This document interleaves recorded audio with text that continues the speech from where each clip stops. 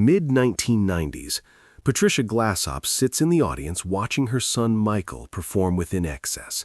She's attended countless shows over the years, watched him grow from that confident teenager who left home to chase music into an international rock star filling stadiums worldwide. But tonight feels different. Something about Michael's energy seems off, his smile not quite reaching his eyes the way it used to. During a break between songs, she catches his attention from her seat and makes a request. There's a particular song she wants to hear, one that's always meant something special between them. Michael nods, says something to the band, and they start playing. Within the first verse, Patricia watches her son's voice start to break. Tears form in his eyes as he pushes through the lyrics. A mother knows her child, knows when something's wrong even when everyone else misses the signs. And in that moment, watching Michael struggle through the song she requested, Patricia Glassop knows her son is in trouble. This is the story of a mother who saw what others couldn't, a song that revealed hidden pain, and the heartbreaking reality of watching someone you love suffer without knowing how to save them. Patricia Glassop and Kel Hutchins raised Michael in a complicated family situation that shaped who he became. The marriage between Patricia and Kel ended in divorce when Michael was young, creating instability that affected him deeply. Michael split time between his mother and father, never quite settling into one home or the other. That childhood experience of divided loyalty and moving between worlds stayed with Michael throughout his life, influencing his relationships and his emotional landscape. Patricia understood her son in ways others couldn't because she'd been there from the beginning, seeing the sensitive boy underneath the rock star persona. The relationship between Michael and his mother had its tensions and difficulties like any parent-child dynamic, but underneath everything was deep love and connection. Patricia supported Michael's music from the early days when success seemed impossible. She encouraged his creativity, believed in his talent when he was just another kid with dreams.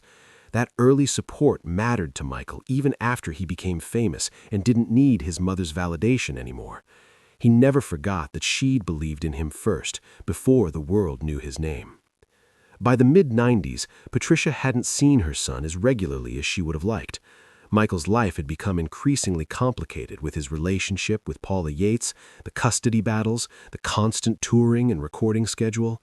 Their conversations happened less frequently, shorter phone calls instead of the long talks they used to have. But Patricia paid attention to what she could see and what Michael's voice revealed during those brief connections. She heard strain where others heard a rock star living his life. She sensed darkness where others saw the same charismatic Michael they'd always known. When Patricia made plans to attend an INXS show in the mid-90s, she looked forward to watching her son perform, but also hoped to gauge his well-being. You can tell a lot about someone's state from watching them in their element, seeing how they carry themselves when doing what they love most. Patricia had watched Michael perform hundreds of times and knew his patterns, his energy levels, what real joy looked like on his face versus the performance of joy. She came to the show not just as a fan, but as a mother looking for signs. The exact song Patricia requested varies in different accounts, but what matters is that she chose something meaningful between them, a song Michael had sung many times before without difficulty. She wanted to hear her son's voice on something familiar, perhaps hoping it would give her insight into his current state. The choice wasn't random. Mothers have instincts about these things, ways of testing and observing that seem casual but serve deeper purposes. When Michael acknowledged his mother's request and told the band which song to play, the other INXS members didn't think anything unusual about it. Fans in the audience made requests all the time, and Michael occasionally honored them. Having his mother there made it natural to play something she wanted to hear. Andrew Ferris counted off the song, and the band launched into the familiar melody they'd played countless times before. Michael started singing, and everything seemed normal for the first few bars. His voice came through strong and clear the way it always did. But as the song progressed and the lyrics touched on themes that resonated with Michael's current emotional state, something shifted. Patricia watched from her seat as her son's expression changed, as his voice took on a quality she recognized from his childhood, the sound of someone fighting tears. Michael's voice cracked on a particular line, a moment so brief that most of the audience probably didn't notice or attributed it to emotion in the performance. But Patricia heard it clearly, that break in his voice that meant tears were forming. She'd heard that exact sound when Michael was a boy dealing with his parents' divorce, when he was hurt or scared or overwhelmed. 20 years later, that same vulnerability came through in his adult voice, and a mother's heart broke recognizing it. Michael pushed through the rest of the song, his professionalism and years of performance experience allowing him to finish despite the emotion threatening to overwhelm him. He didn't break down completely on stage, didn't stop singing or walk off. He did what he'd trained himself to do, delivered the performance while keeping the deepest pain hidden, but not hidden enough that his mother couldn't see it. Patricia watched tears form in Michael's eyes as he sang, watched him blink them back and keep going. The audience around her responded to what they perceived as passionate performance, moved by Michael's emotional delivery. They didn't know they were watching someone barely holding together. They thought they were seeing great artistry. Patricia knew she was watching her son suffer. When the song ended and the crowd applauded, Michael smiled and thanked them, transitioning smoothly into the next song as though nothing had happened. The show continued with all the energy and spectacle INXS was known for. Michael commanded the stage, engaged with the audience, gave them the performance they'd paid to see.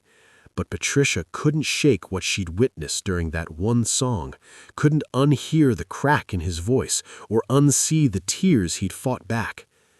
After the show, Patricia went backstage to see Michael the way she had many times before.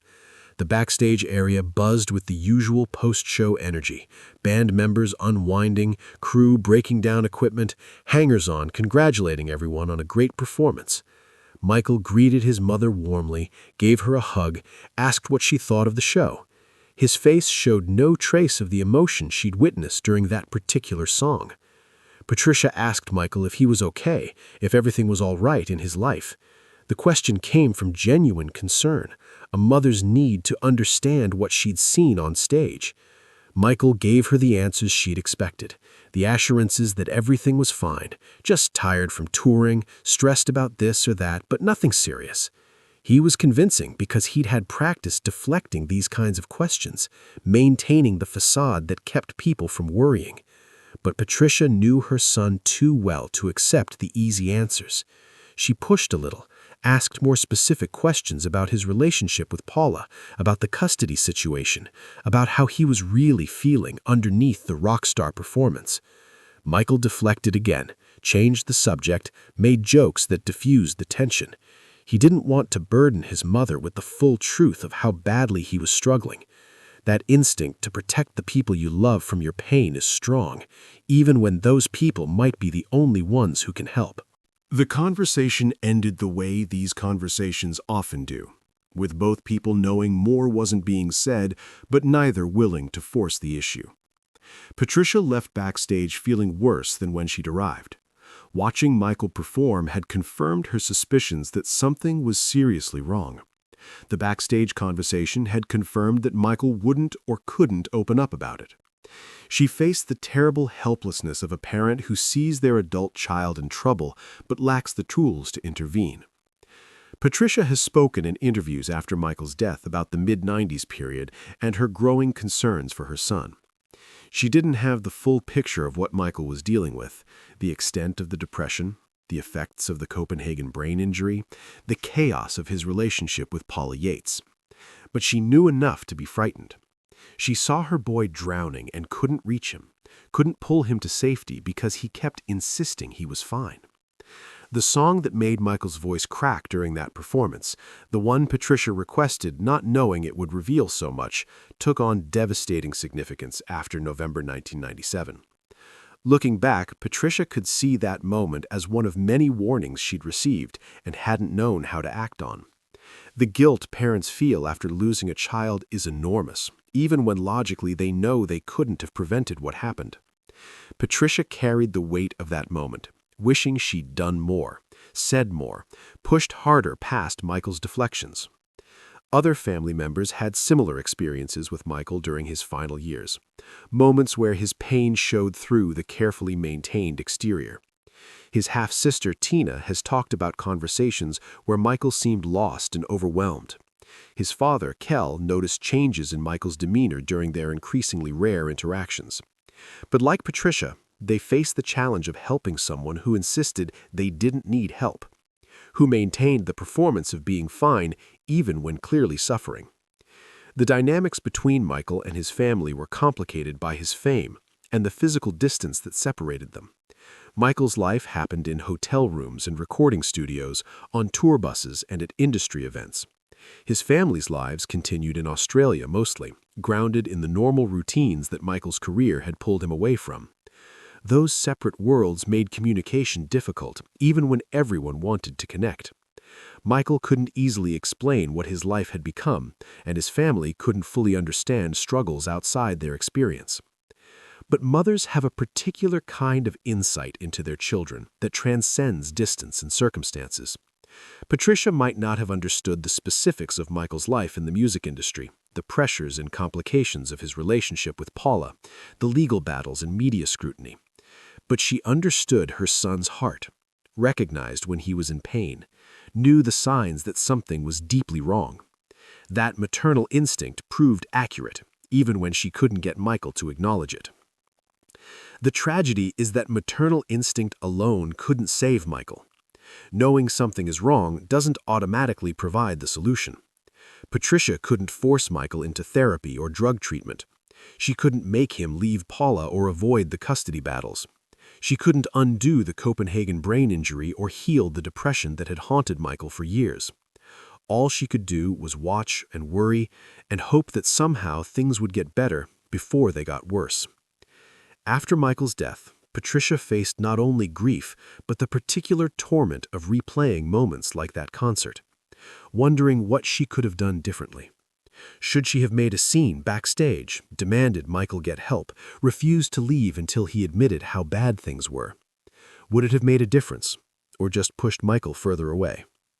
These questions haunt parents who lose children to suicide, the endless what-ifs that can never be answered. Patricia has been gracious in how she's talked about Michael publicly since his death. She's focused on celebrating who he was, sharing memories of the loving son and talented artist rather than dwelling on the pain of his final years. But in quieter interviews, in more candid moments, she's acknowledged the helplessness she felt watching Michael struggle and not being able to reach him. That helplessness is something she shares with Michael's bandmates, his friends, everyone who loved him and saw signs but didn't know how to intervene effectively. The concert where Patricia requested that song and watched Michael's voice break represents thousands of similar moments in families dealing with mental health crises and addiction. Someone sees the signs, knows something is terribly wrong, tries to reach out. The person suffering deflects, insists they're fine, maintains the facade. Everyone goes home feeling worse, stuck in patterns nobody knows how to break. Michael's story isn't unique in that sense. It's heartbreakingly common. What makes that moment particularly poignant is the role music played in revealing Michael's pain. Music was his life, his passion, his escape and expression. That the same songs that brought him joy and success could also expose his suffering shows the double-edged nature of artistic expression. Michael put his whole self into his performances, which meant his pain came through whether he wanted it to or not. His mother heard that pain in his voice during a song he'd sung hundreds of times before, heard something different that only someone who truly knew him could recognize. For fans learning about this moment now, it adds another layer of tragedy to an already tragic story. We know how it ends. We know that Patricia's maternal instinct about Michael being in serious trouble was absolutely correct. We know that the intervention she couldn't figure out how to make might have saved his life.